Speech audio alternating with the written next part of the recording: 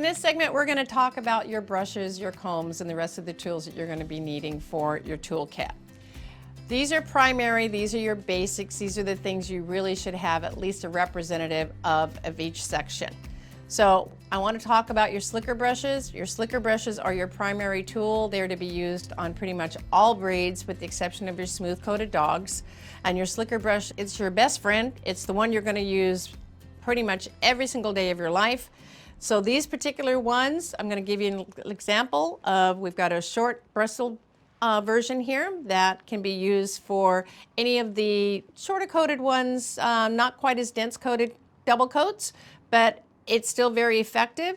And if you'll notice, all the slicker brush tools have a cushion head to them so they can absorb a lot of the impact that you're going to be putting on the dog's skin and through the coat. So this is a short bristled version.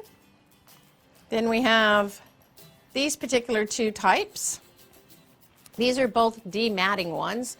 They're very, very effective for getting in and taking out the undercoat. And if you'll notice, they have a little longer bristle on them. They're a little less bent on them, but the bristles are much longer so that they can have a deeper penetration into the long coat. They also have a flexible head that will help absorb any of the impact that you're using to get through the coat. There is a particular method that you want to use when you're working with slicker brushes, and that is a pat and pull method. We'll demonstrate that on a dog in a little bit, but right now I just want you to understand that these are the types of tools that you need, and this particular one is a dematting one. We also have one with a little bit more longer bristle on it. It's just a little bit of stiffer head, so it's able to grab into the undercoat a little more aggressively, keeping in mind that you only want to pull out the coat, you don't want to be scraping skin.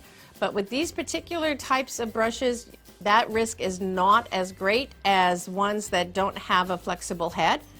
This brush here could have a higher propensity of brush burn, so you need to be really, really careful about not brushing in the same spot for too long and not putting in too much pressure. If you're finding you're putting in too much pressure, that might be your cue that you need to go find a different brush and maybe invest in one that's designed just to take out the dematting. Once you've done your brushing, the only way you can determine whether or not your brushing has broke up all the undercoat and removed all the mats and removed all the excess coat is by checking your work with a comb.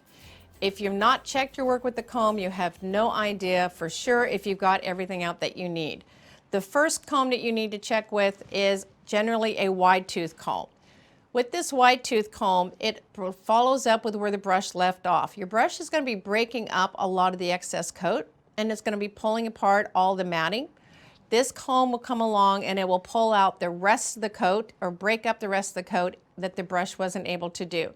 If you are able to get through with this comb, then you follow up with even a more narrow comb. This is a double side, and if you notice it's wider on one end than it is on the other. So once you've gone through with your brush, then you're going to follow up with your wide tooth comb. Then you follow up yet again with a narrower version of the comb. And if you can get the finest narrow version of the comb through, you are absolutely good to go. It's not necessary for pre-bathing to get the narrow end. It is necessary to, before you send the dog home, that you're able to get the narrow end of the comb through the entire end of the dog.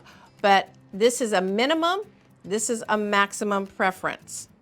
So the sequence is, you want to go with your slicker brush, then you want to go to a wide tooth comb, then you want to be able to finish off with even a finer version of your comb. That is your ideal, that is your goal. To get them into the tub, wide tooth is probably the minimum that you would need. To send them home for a completion of the job, you need to be able to get a finer end of the comb throughout everywhere in the dog, particularly in the friction areas, particularly in the areas that are excessively thick. Make sure that those areas are completely combed through. And you want to be careful when you're doing your combing. Your combing is you can also scrape skin the same way as you can with your brushes. So always be cognizant of where the hair ends and the skin begins, and make sure that you're keeping an eye on those areas. If you're having to comb excessively in one spot, check your work or check the skin, make sure you're not irritating it.